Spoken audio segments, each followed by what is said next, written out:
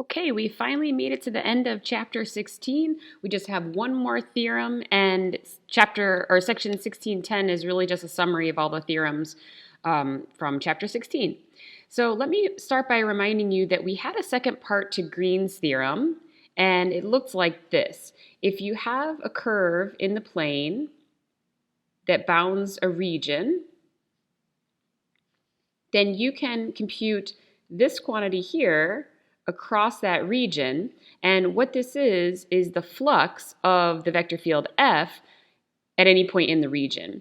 So we have a notion of flux for three-dimensional vector fields. You can do the same thing for two-dimensional vector fields. If you want to represent it in terms of the del operator, then we're really thinking of extending F to a three-dimensional vector field M n 0. But anyway, it's partial m, partial x plus partial n, partial y. And what this does, as you know, is it sort of measures the tendency of the vector field to sort of disperse from a point or get attracted to that point. So what this version of Green's theorem is saying is that measuring the flux across the region bounded by this curve C coincides with another computation. So let's look at the left-hand side here. If you take the vector field, Mn, and you measure how much of that vector field is flowing perpendicular to the curve at any point, so let me draw that. So if I take a unit normal at any point on the curve, and then I ask how much of the vector field is flowing in that direction, so dot the vector field F with n, then that ends up being m dy minus n dx. And that will capture, then this line integral captures the total flow of the vector field across the curve C. And so we call that flow flux. And so again, what the theorem is saying is that if you sum up all of the divergence of the vector field across the region, that's going to give you sort of the total spillover across the curve that is the boundary. So that's the second form of Green's theorem. The divergence theorem is a very similar statement, it's just up a dimension. So let me draw for you what this theorem is saying, what each of these quantities is measuring. So what we're looking for here is not a two-dimensional region with a one-dimensional boundary. We're actually looking at a three-dimensional region, so some sort of like cube-looking thing, let's say, or a sphere or whatever you like. So this would be an object E, a three-dimensional object. And on the right, we're going to go and measure the divergence of a 3D vector field at every point in this three-dimensional region. So we go anywhere inside the region and we measure the tendency of the field to diverge. So this would be like a positive divergence. And then, of course, if the arrows are going in, that's a negative, like this. And we kind of sum it up. That's what the triple integral does. Sum it up all over the three-dimensional region. And the divergence theorem says that that coincides with this other integral. Let's inspect this integral now. The surface integral of the surface S, and S here is the boundary surface. So that's this top piece, the front piece, the side piece, and so on, just the entire boundary surface S. We take the surface integral of the vector field across that surface. So if you remember what the surface integral measures, so f dot ds vector, it computes the following quantity, f dot n with respect to surface area. So it computes this surface integral of f dot n. That's a very similar computation to what we were doing with the line integral in Green's theorem. So I'm trying to capture how much of the field is flowing in a perpendicular fashion sort of across the surface. So if you fix a normal vector that orients the surface, so I've got a normal vector attached to the surface at every single point, and f dot n would then capture the flow of f in that direction. And I sum all that up across the surface S. So again, what is the theorem saying? It's saying if you quantify the total divergence across the three-dimensional solid E, that coincides with the spillover of the vector field across the surface. So this quantity here is the flux of the vector field across the surface. You can imagine it as the flow of like a liquid vector field across a permeable surface of the object. So if you have like a lot of divergence on the inside of the object, you're going to have a lot of flow or spillover through the boundary of the surface. Okay, so that is the divergence theorem, and it sort of belongs in a list of other fundamental theorems from the course, and in fact our fundamental theorem of calculus from Calc 1 as well. And really these theorems take a similar form.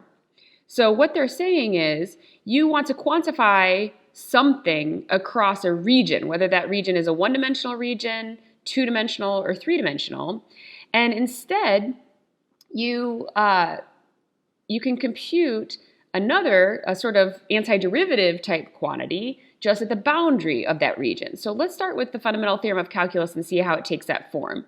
The fundamental theorem of calculus says if you want to sort of travel along a one-dimensional interval and sum up a bunch of function values, like f of x values, as you go, and you can imagine them as heights of the function attached to any x value here. If you sum all of those values up, so the definite integral all the way from a to b, it ends up simply being an antiderivative evaluated at the endpoints. So the endpoints can be imagined as like the boundary of that one-dimensional region.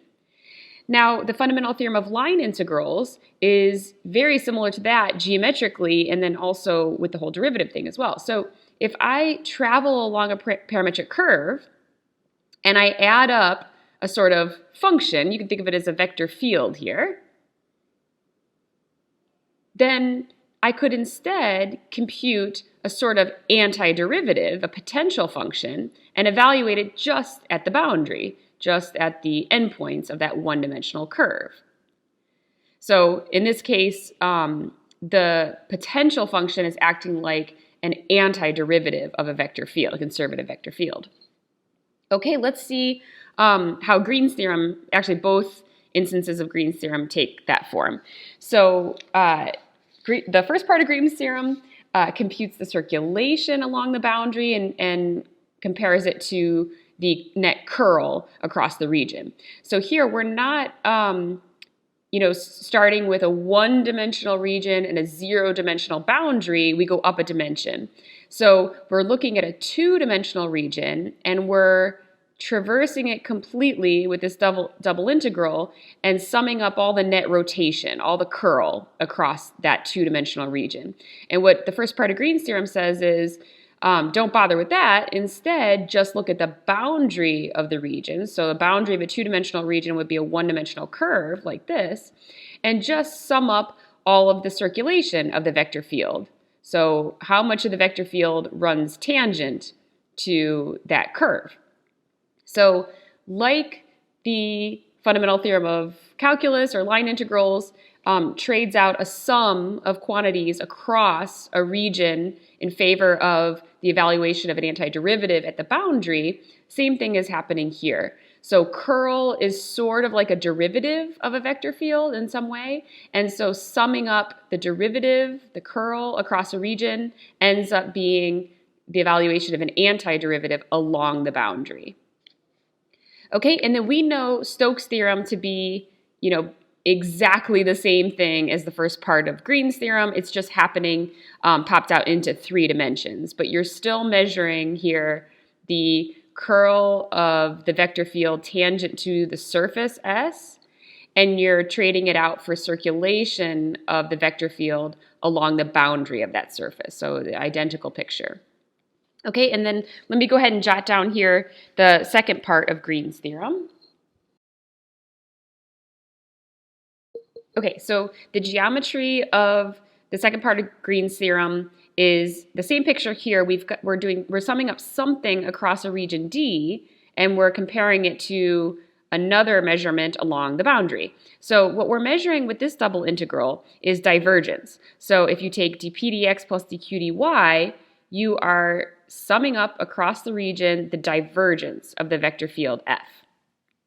And so that ends up coinciding, the second part of the Green's theorem says, with the flow of the vector field across the boundary, not along with the boundary like this line integral, but across the boundary. So it takes the total divergence across the region and replaces it with a computation of flux across the boundary. And as I've just explained, that's exactly what's happening here with the divergence theorem. So here, the divergence theorem is our only sort of fundamental theorem of a three-dimensional object surrounded by a two-dimensional surface, but it takes that whole like object with boundary form geometrically. E is a three-dimensional object, and it has a two-dimensional boundary. And what are we doing? We're basically doing the computation that we did right here with Green's theorem. We're summing up all the divergence over E and saying that's the same as the flux across S. Okay, so that sort of unifies a bunch of theorems from calculus. Let's go ahead and practice with the last divergence theorem. You just have a couple exercises to work from 16.9, so use these as a guide for doing that. Okay, so let's go ahead and verify that the theorem is true for the divergence theorem for this vector field and this solid region. When you're verifying the theorem is true, you're verifying that both sides of the theorem give you the same number. So I'll go ahead and compute the easy side first. So I'm going to compute the triple integral over this ball of the divergence of the vector field. So let me compute the divergence. As a reminder, that's this here. So I take partial of z with respect to x plus partial of y with respect to y plus partial of x with respect to z. So I took the partial derivatives of each of the component functions of the vector field and added them together like this. So I get 1. Very easy divergence. That's telling me that if I look across the region, in fact, entire R3, then I have this outward sort of flow from each point, tendency to diverge from each point in 3 space. Okay, and then I set up my integral. So I'm integrating over this solid ball E, the function 1. Let me just make that observation that when you take a triple integral of 1, that gives you the volume, right? So oftentimes triple integrals are not interpreted geometrically, but in the specific case that your integrand is 1, then you're really just talking about the volume of E. But E is a sphere, so I know, well, if you know your volume of a sphere formula, that's just 4/3 pi r cubed. R here is 4. So I get my answer very quickly. Yes, you could go ahead and express this solid ball in terms of, probably spherical coordinates and then crank out the triple integral. But since spheres are just common objects, I'll go ahead and just, stop with that. Okay, so that is 1/2 of the divergence theorem. Let me now come over here and try and compute this surface integral and see that I get the same thing. Okay, so to compute the surface integral, I want to parameterize the surface. This is a sphere, so it feels natural to parameterize it using spherical coordinates. So I'm thinking of rho equals 4, and then the phi and the theta are going to be the two parameters that parameterize this. The one thing that I do have to be careful with is that I want to parameterize the surface in such a way that it has an outward normal. So up here in the theorem, your S needs to be outwardly oriented in order to get the right sign on the flux. So that outward normal is measuring the amount of F that's flowing outward. And outward flow coincides with divergence. So like a positive divergence across the region would coincide with flow outside. So if you accidentally orient it inwards, it's going to give you the negative of the flux outward. Which isn't a huge issue, right? Like if you end up with negative at this answer, then you know that's probably what you did. Okay, so what are we doing here? So rho is 4, and then I'll go ahead and let phi be u and theta be v.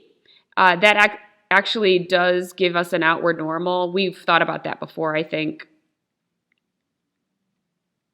And then, of course, so if u is acting like the phi variable, then u is going to go from 0 to pi. So that's like North Pole to South Pole. And then v is going to go from 0 to 2 pi. All right, so my surface is parameterized, and then in order to compute a surface integral with this parameterization, I'm going to need to crank out r sub u, r sub v, and the cross product. So we've done this like 1,000 times at this point, so I'll go quickly through this.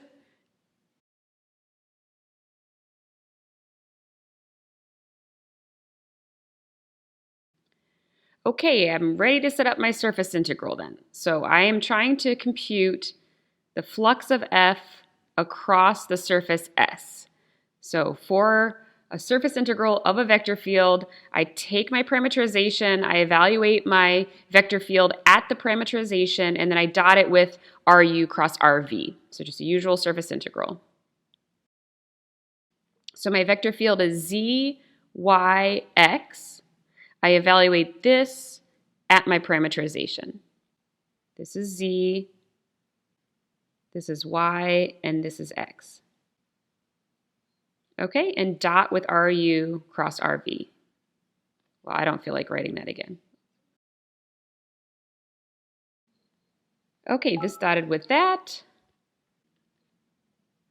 Okay, it's a global pandemic. Nobody's got time to crank out double integrals by hand, so let's go to Wolfram alpha.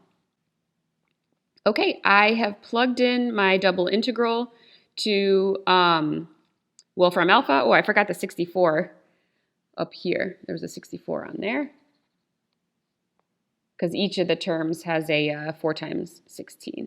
There we go. Okay, so I plugged this in and got 256 pi over 3, which is exactly the volume that I got for the previous part. And so I'm satisfied. You can clearly see that one of these sides is easier. That's a typical theme, right? You saw that with Green's theorem and Stokes' theorem as well.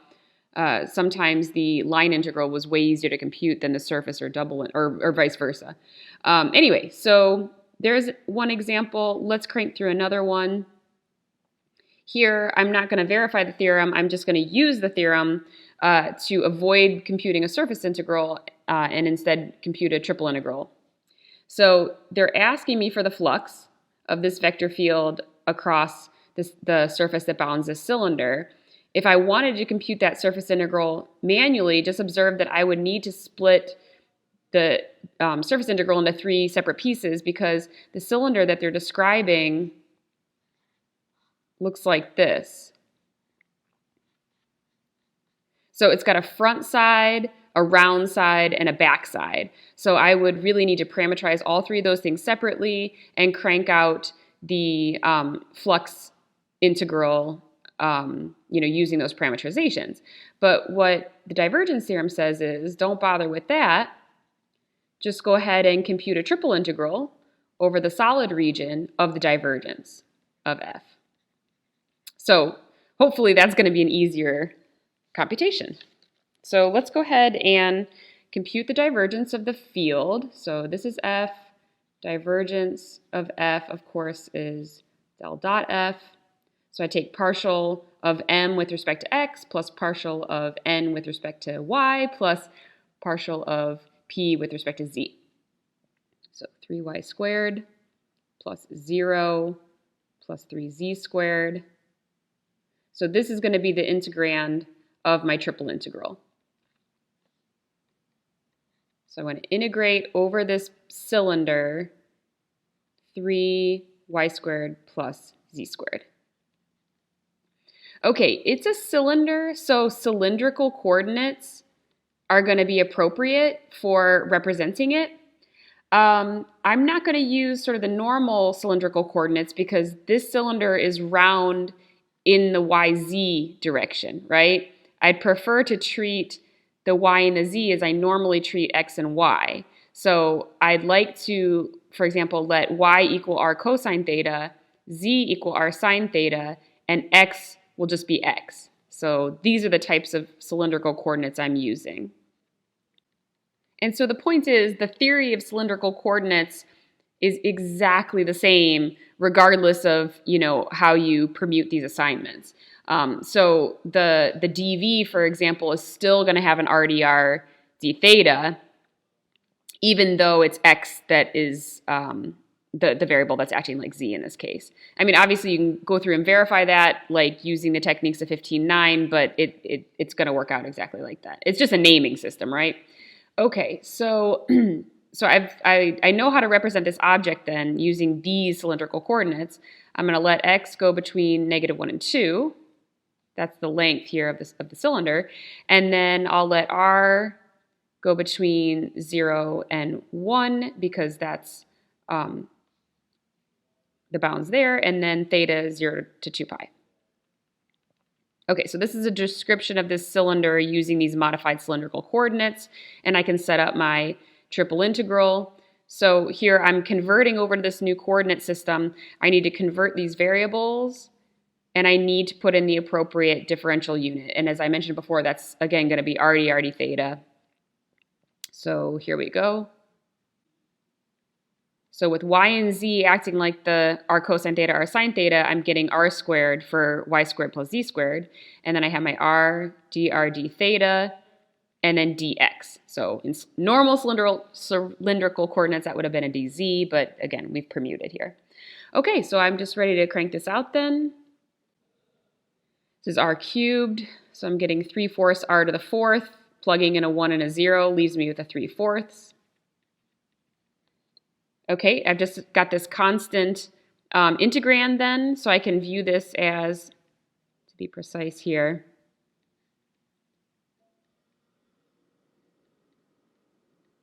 so I'm looking at a double integral with an integrand of 1.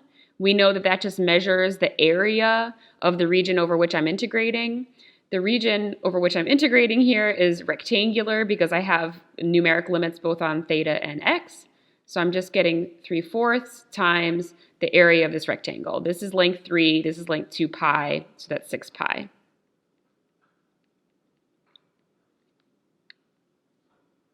Okay, so there you have it. We've measured the flux through the outer surface of this cylindrical object by instead cranking out the sort of total divergence of the vector field across the inside of that cylinder, and we got 9 pi over 2.